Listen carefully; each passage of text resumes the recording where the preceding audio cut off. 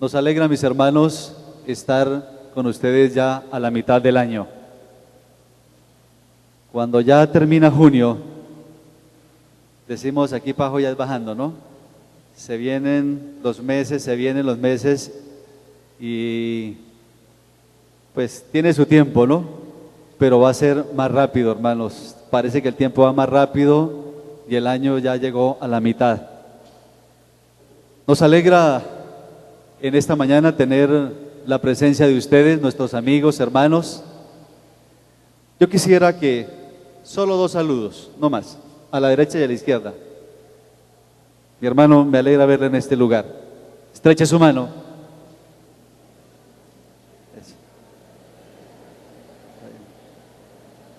¿Listo?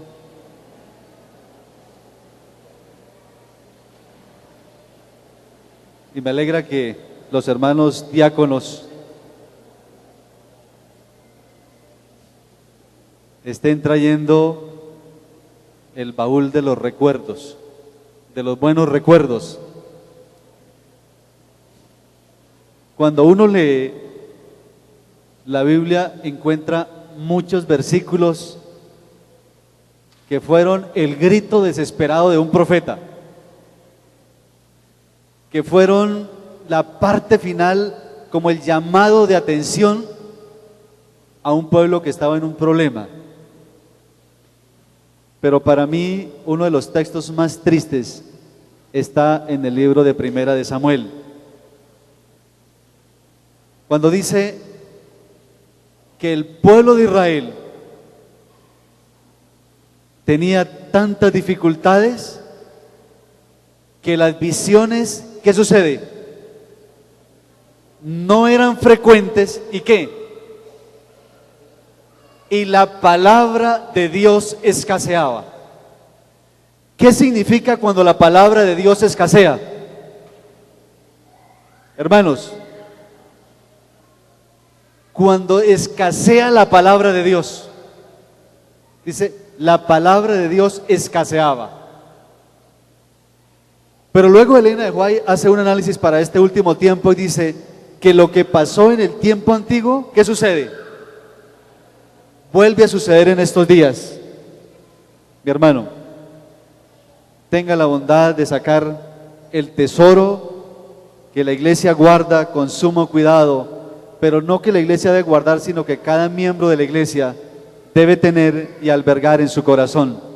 Así que, mi hermano, yo sé que hoy tenemos aquí lo que fue la visión, porque estaban escasas, entonces hoy tenemos algo que tiene que ver con lo que la hermana White dice para este tiempo. Y tenemos, el hermano me pregunta que si todos tienen un ejemplar de estos, ¿está bien? Amén, que deberíamos traerla. Gracias, mi hermano. Yo no quisiera, hermanos, al iniciar, que la palabra de Dios escaseara en algún hogar de nosotros. Puede escasear cualquier cosa, hermanos, menos la palabra de Dios. Es el privilegio más grande que tenemos, que la palabra de Dios no escasee.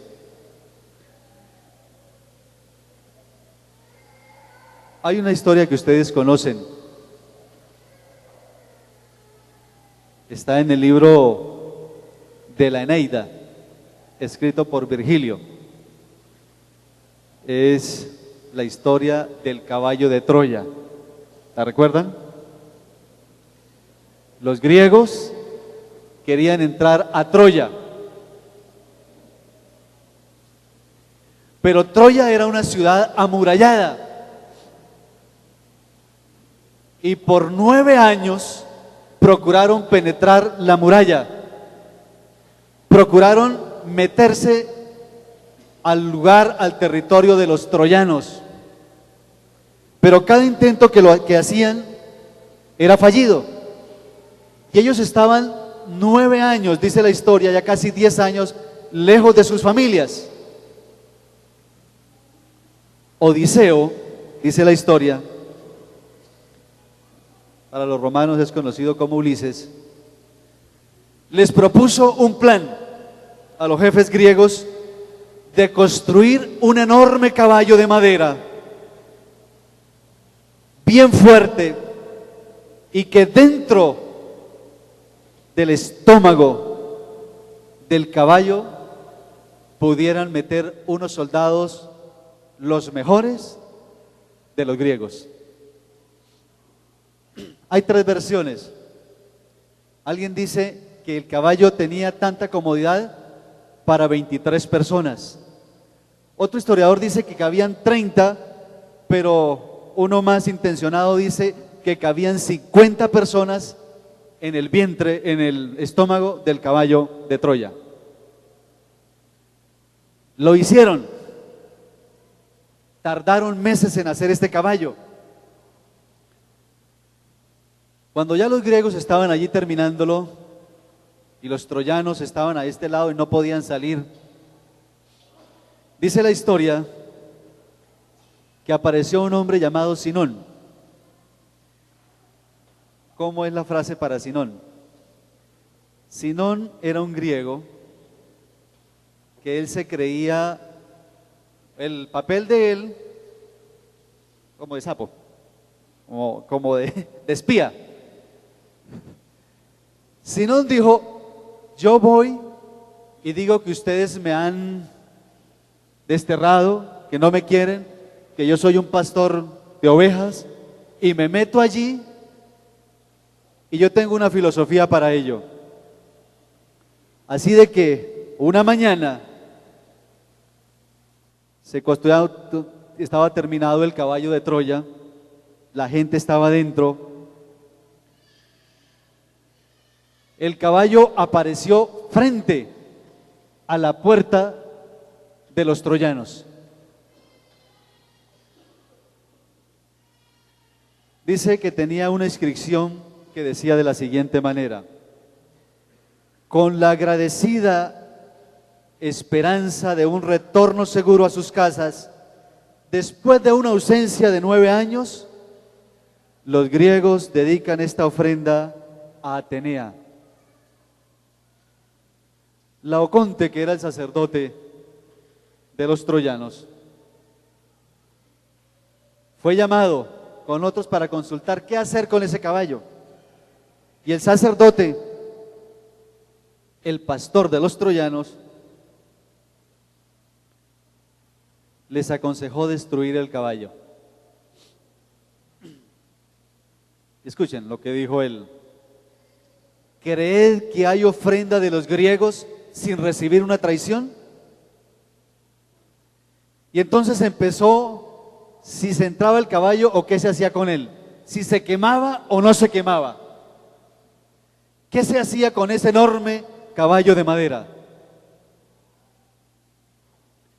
Sinón dijo: como esto está a la diosa Atenea, dedicado a la diosa Atenea, lo mejor es que lo entren, porque será para bendición. Si lo dejan afuera, es una maldición. Si lo entran, es una bendición. Y la historia, pues, de ahí en adelante es sencilla. Los griegos quemaron el lugar donde vivían, dice que quemaron todo y se fueron a una isla cercana. Así de que los troyanos se asomaron, vieron el caballo normal, echaba humo donde estaba el campamento de ellos y dijeron: listo, se acabó esto. Tomaron lazos, vieron que no cabía por la puerta el caballo, rompieron la muralla, metieron el caballo, y cuando celebraban en la noche el haber metido ese caballo y la victoria de que los griegos se habían ido, dice que allí entonces los griegos abrieron, los que estaban dentro del vientre del caballo, abrieron la escotilla que estaba por la otra parte, salieron, tomaron a los guardias, los destruyeron, y entonces dice la historia que Troya fue tomada.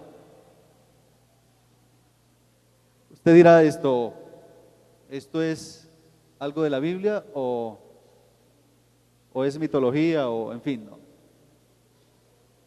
Roberto Badenas, el doctor Roberto Badenas, el que escribe el libro Encuentros, el mismo que escribe lo de las parábolas, dice Si usted quiere decir una verdad, no la diga.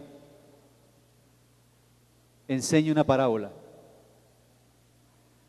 Y cuando uno mira esto, uno dice, bueno, ¿qué tiene que ver? ¿Saben?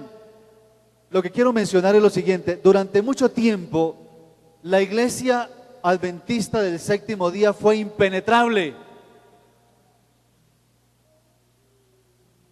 Los criterios de los sacerdotes y de los pastores eran determinantes. Pero hubo un tiempo en que la iglesia se abrió y en nuestra iglesia entraron un caballo de Troya. Y dentro de él han entrado muchos problemas a nuestra iglesia. Esa es la idea principal. ¿Qué hacer nosotros ante algunas dificultades? Cuando yo leo Romanos capítulo 12, versículo 1 y 2, dice: os ruego por la misericordia de Dios que presentéis ¿qué? Vuestros cuerpos ¿en qué? En sacrificio vivo, santo, agradable a Dios, que es un culto que tiene ¿qué? Lógica, razón de ser. Dice, no se conformen a este siglo, sino renovaos o transformaos en nuestro pensamiento. Mira, hermano, lo más difícil que los seres humanos tenemos hoy es cambiar la capacidad de pensar. Nosotros nos formamos conceptos sobre ciertas cosas y las tenemos allí y no cambiamos nuestro pensamiento. Ahora, por allá por el siglo VI, Gregorio el Grande escribió y dijo que habían 7 pecados que habían entrado, eran los 7 pecados capitales, los 7 pecados mortales. Están dentro de la Biblia, pero no están en un solo versículo o en un solo capítulo como para decir, aquí están los 7 pecados. Y con esos 7 pecados se volvieron, en todo el mundo se conocieron. Y hubo siglos donde la iglesia predicó sobre los 7 pecados mortales.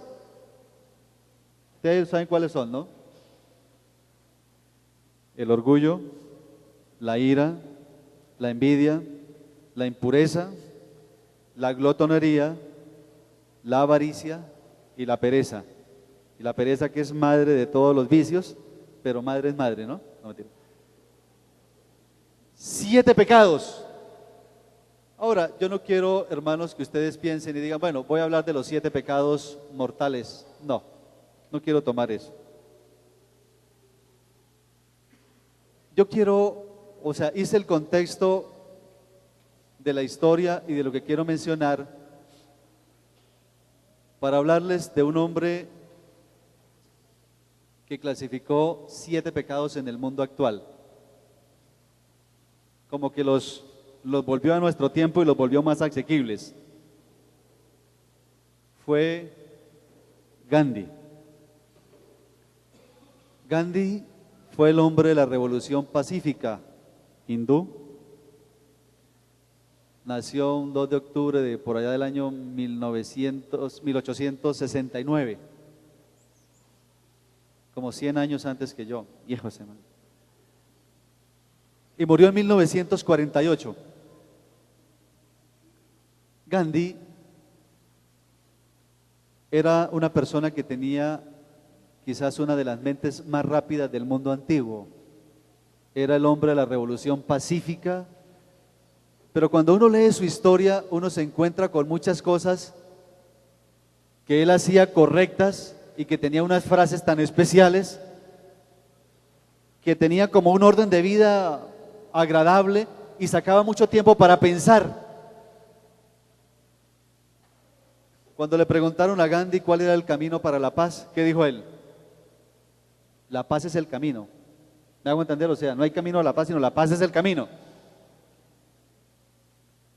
Hace unos días estaba leyendo una historia de Gandhi que me llamó la atención, por la capacidad de pensamiento. Cuando él estudiaba en la Universidad College de Londres, había un profesor de apellido Peters que no gustaba de Gandhi. dice la historia, le tenía animadversiones, o sea, le tenía rencor. Yo no entendí la frase y me fui a buscar al Google, que lo sabe todo, y encontré que le tenía rencor. No lo quería. Así de que un día el profesor Peters estaba, pues su vestimenta y su estilo de Gandhi chocaba con lo de un londinés, vean, bien alto. Y dice que el profesor Peters estaba allí almorzando, y llegó Gandhi y se acercó, y el profesor Peters le dijo: Gandhi, ¿usted no sabe que los puercos y las aves no comen juntas? Y Gandhi le dijo: en un vuelo me voy, salgo volando y me voy y lo dejo, ¿no? Entonces el profesor Peters quedó como, dice la historia, furioso, verde de la ira, ¿no? Cuando llegó a clase, le dijo: señor Gandhi, si usted va por la calle y se encuentra una bolsa de sabiduría y una bolsa de dinero, ¿cuál coge? Y Gandhi le dijo: la de dinero. La de dinero. Dice que sin pensarlo le dijo: no, yo cojo la de dinero. Entonces el profesor le dijo: no, yo cogería la de la sabiduría. Y Gandhi le dijo: profesor, cada uno coge lo que le hace falta. ¿Sí me... Cada uno coge lo que le hace falta, ¿no? Yo quisiera con esa frase decirle los 7 pecados y usted coja lo que le hace falta, ¿vale? Listo. Él escribió un libro y entonces dice: hay 7 pecados, pero yo me voy a detener en el último, que es el pecado de mi iglesia. ¿Está claro? O sea, yo me voy a detener en uno, pero les voy a mencionar los 7 y yo quiero que ustedes lo anoten allí. Gandhi dijo: mira, hay 7 cosas que pueden destruirnos.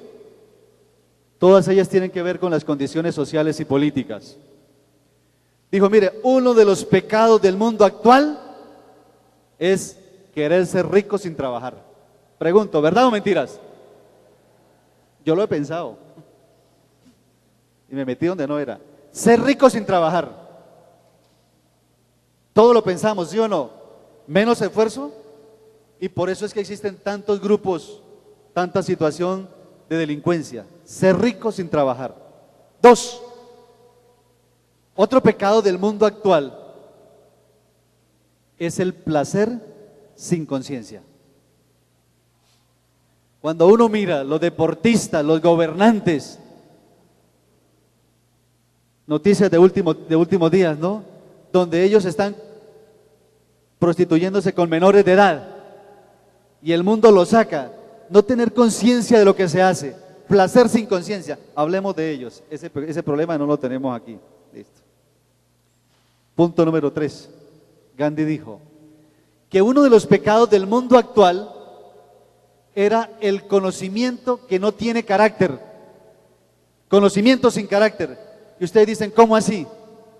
La gente quiere conocimiento, no importa lo que conozca, si eso es bueno o es malo, si le sirve o no le sirve. No hay como una higiene mental para escoger lo que a mí me compete dentro de mi vida personal. Conocimiento sin carácter. Dijo: hay un pecado que minará al mundo en este último tiempo.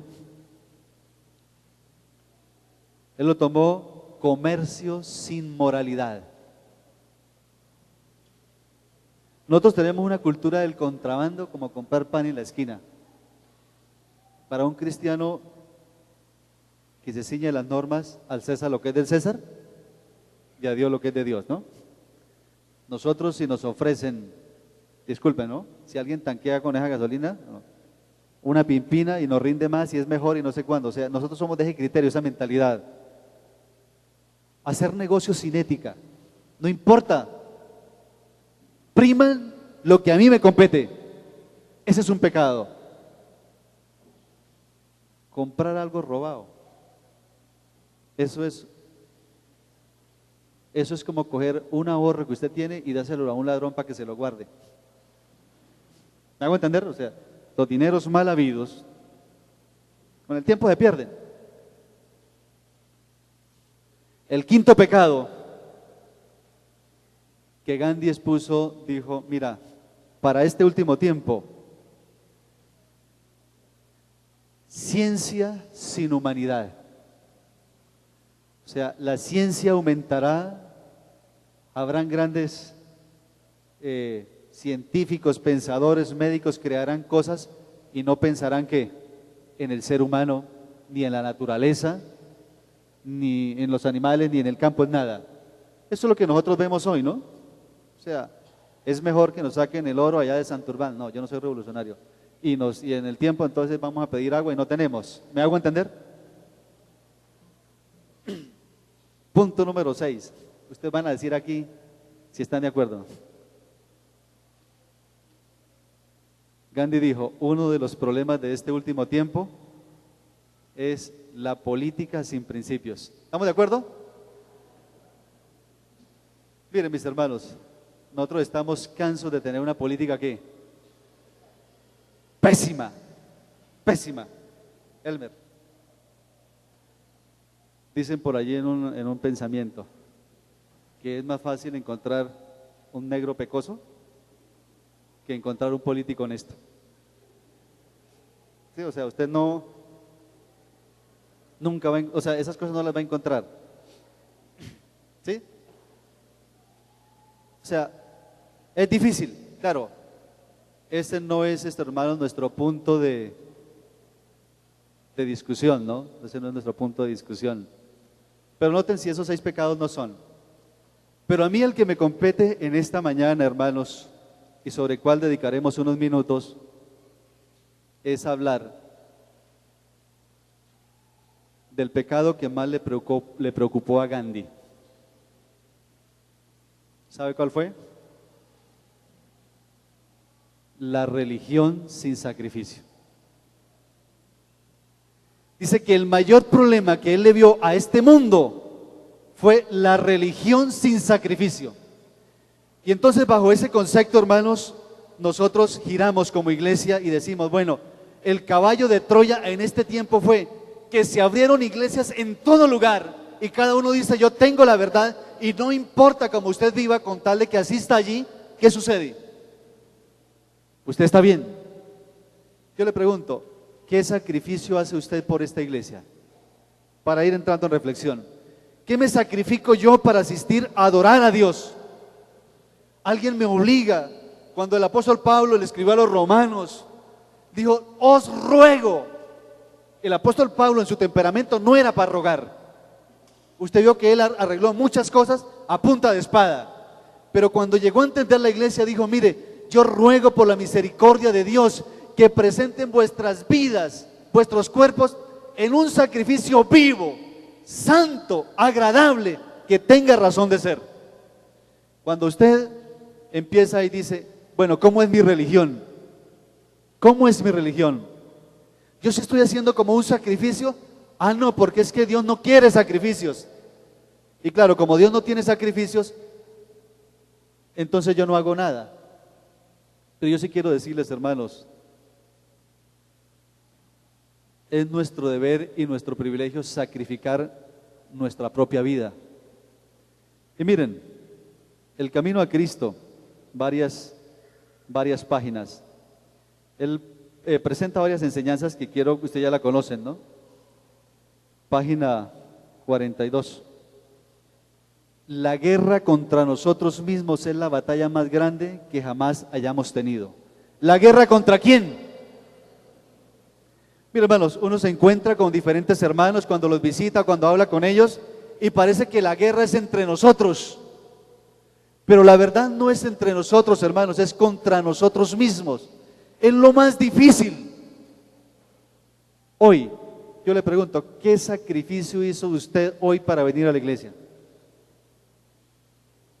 Joyas de los Testimonios, tomo 2, capítulo de cómo guardar el sábado. Ahí hay un capítulo, dice, debería ser el día en que más temprano nos levantemos. Pregunto, ¿Fue así o tengo mis dudas? ¿Fue un gozo venir o hubo que apurar al esposo o a la esposa? ¿Usted con quién venía a encontrarse hoy en este lugar? ¿Con quién venía? O sea, ¿quién era la persona con la que venía a encontrarse en este lugar? Hermano, era con Dios, ¿sí o no? Cuando usted ofrenda, y yo quiero hacer aquí un pequeño paréntesis, hermanos, agradecemos de todo corazón el aporte, la generosidad de ustedes para con esta iglesia. Según los comentarios de nuestros dirigentes de la unión, de la asociación, no hay una iglesia en todo el país que tenga más espíritu generoso que la iglesia de Redención. Amén. No pierdan eso, hermanos, hagan ese sacrificio de dar para el Señor. No hay una edificación o un proyecto de tal magnitud en todo el país de la iglesia adventista como el de Redención. Y cuando nuestras hermanas tesoreras nos hablan, realmente, hermanos, es el aporte de todos, unos más, unos menos, pero es delante del Señor. Ahora, ¿es mi religión lo más valioso, hermanos? ¿Es mi iglesia lo más valioso? Me dedico, hermanos, y cuando vengan los momentos de dificultad, miren, donde nosotros crecimos, las mandarinas, las naranjas se perdían por cantidades, ¿sí?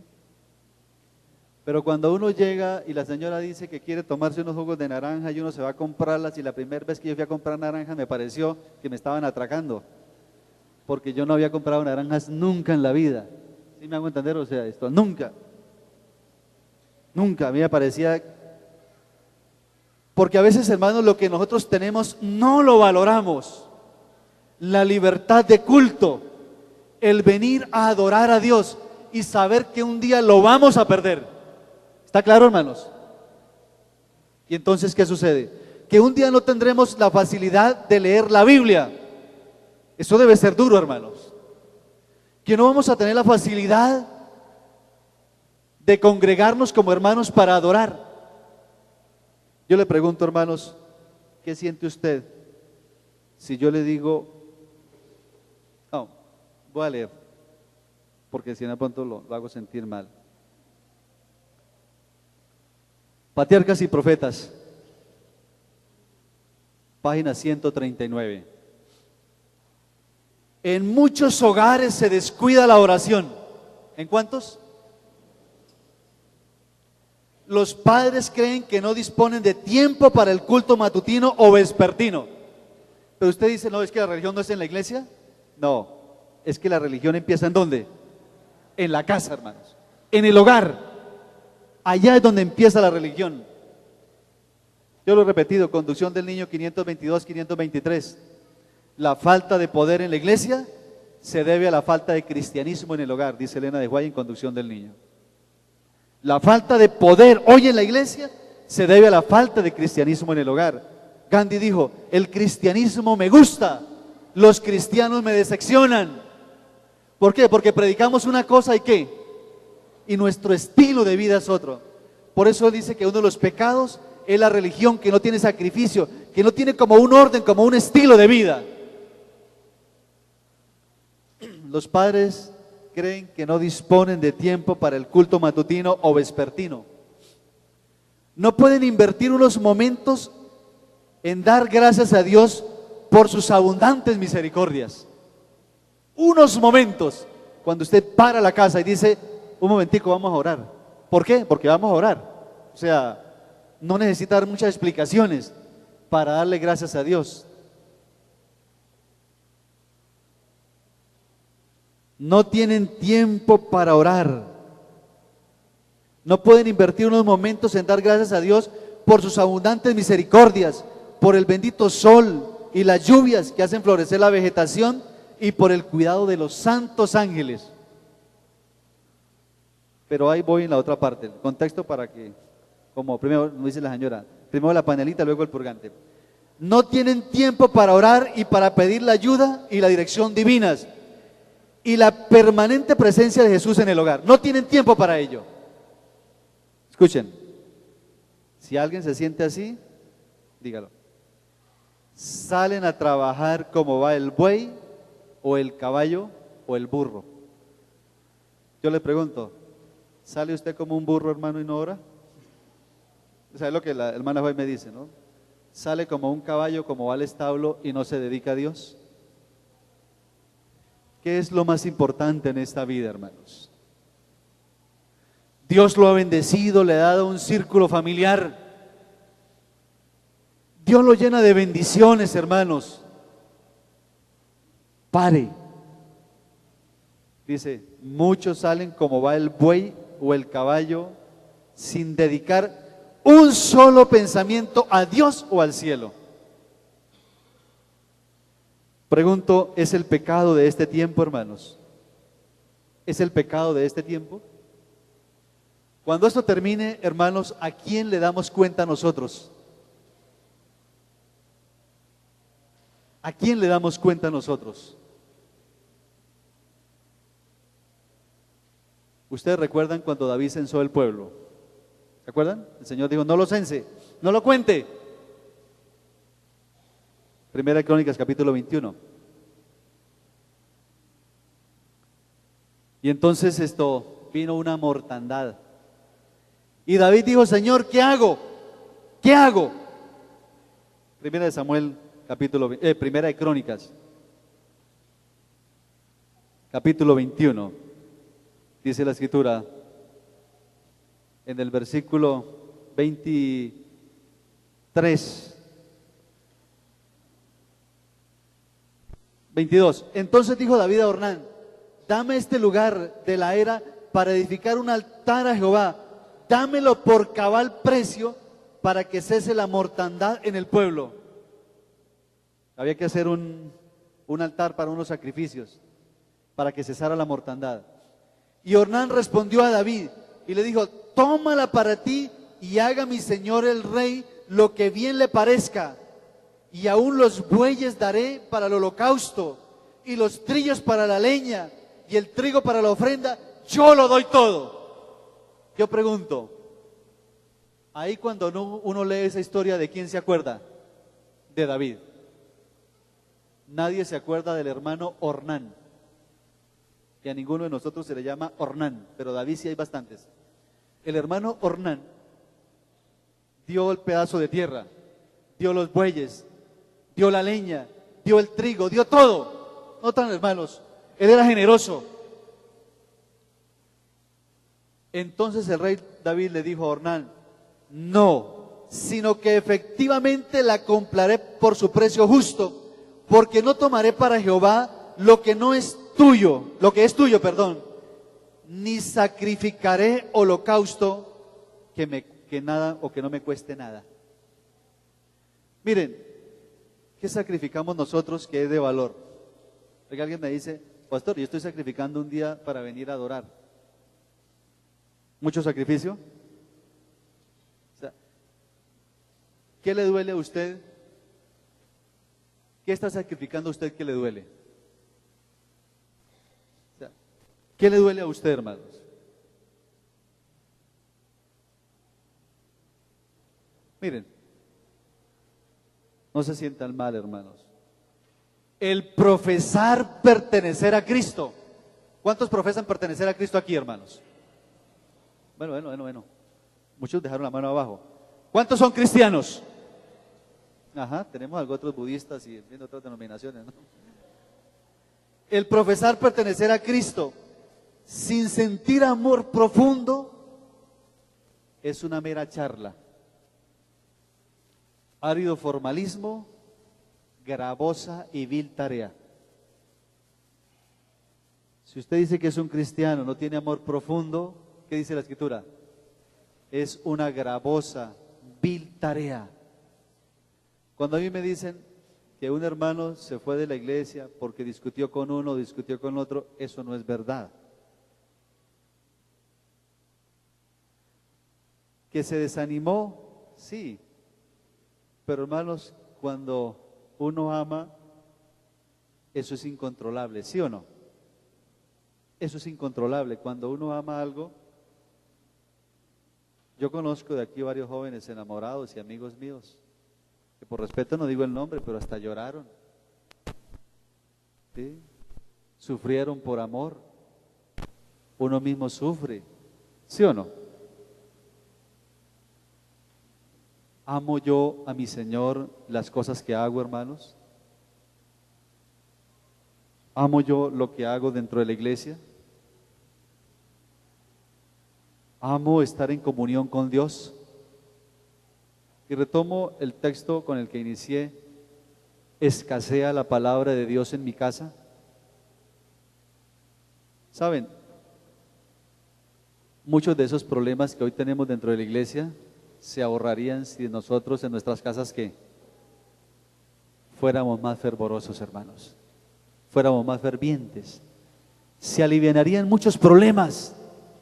Ahora, mis hermanos, yo quiero que vayamos al texto que tomamos inicialmente, Romanos capítulo 12, y lo analicen, hermanos, subrayenlo. Es un texto conocido. Dice la Escritura: no se conforme a este siglo. ¿Qué pasa cuando uno se conforma?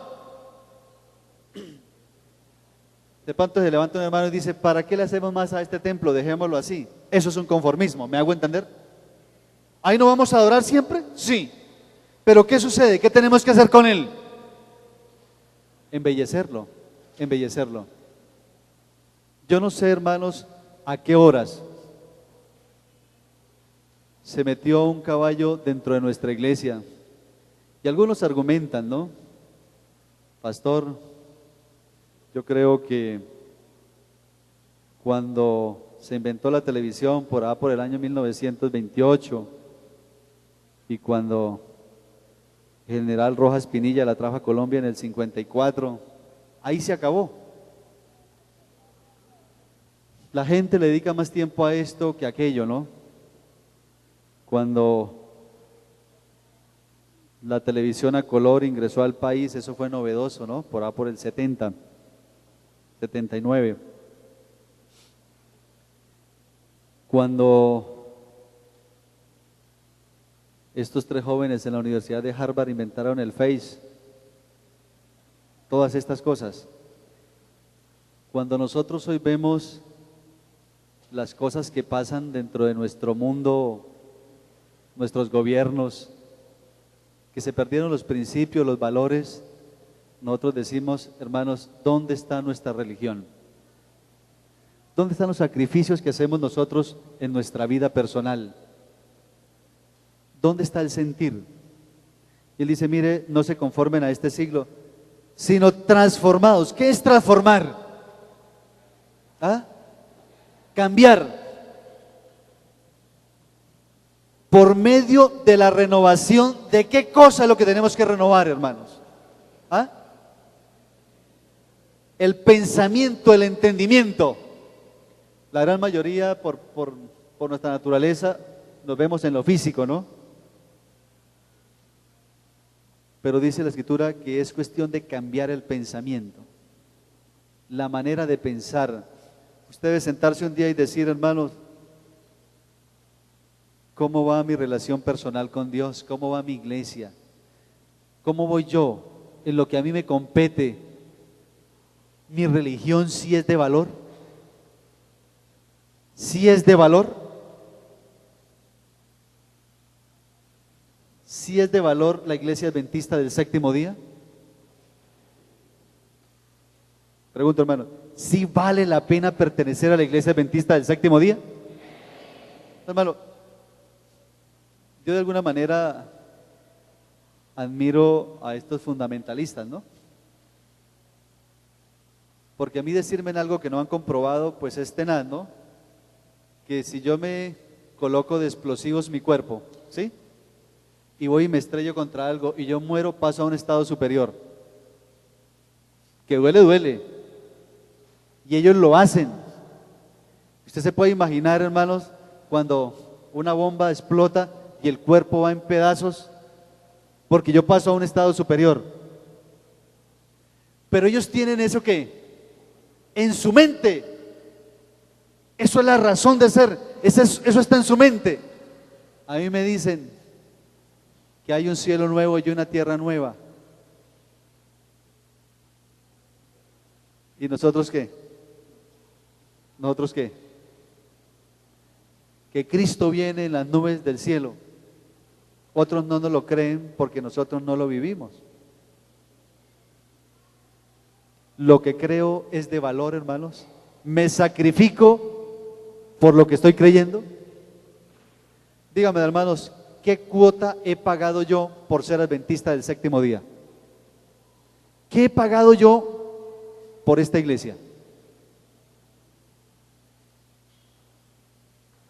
Todo lo hacemos de manera voluntaria y generosa.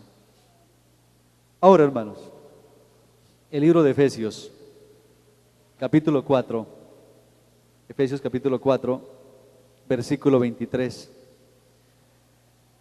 Cuando el apóstol Pablo estaba hablando sobre la unidad del Espíritu, y en el versículo 17 habla de la nueva vida en Cristo, dice: esto pues digo y requiero en el Señor, que ya no andéis como los otros gentiles que andan en la vanidad de ¿qué? O sea, el problema radica en la mente. Radica en la mente. No anden como los demás. Y el versículo 23 dice, ¿qué cosa? Renovaos. Renuévense en la manera de pensar. Miren, yo estoy trabajando sobre 2 temas para el mes de agosto. No le he dicho al doctor Eliseo, pero él estará en la primera parte de uno y el doctor Camargo está en la primera parte de otro. A mí me preocupa en algún momento lo siguiente. Ese es un sermón que vamos a hacer combinadito. Cuando nosotros hablamos de las profecías y de las últimas cosas que van a acontecer, el cambio del Papa, recuerda, el doctor Eliseo estuvo aquí un miércoles, jueves, viernes, sábado.